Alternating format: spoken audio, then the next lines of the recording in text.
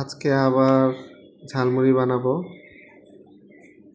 এইখানে আছে কাঁচা পেঁয়াজ, বেগুনি, আলুর চপ, পেঁয়াজু, ছোলা।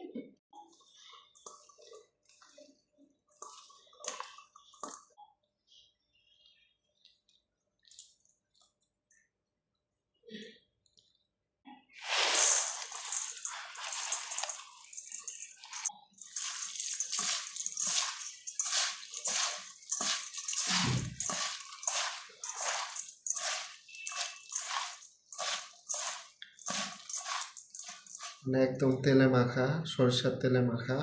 দেখেন তেলে চিকচিক করতেছে। একটু বেশি তেল দিছি, ঠান্ডা লাগছে যাতে নাকটা আর কি মানে একটু সরিষার তেলের ঘ্রাণটা পাওয়া যায়। কেমন হবে বাইকটা?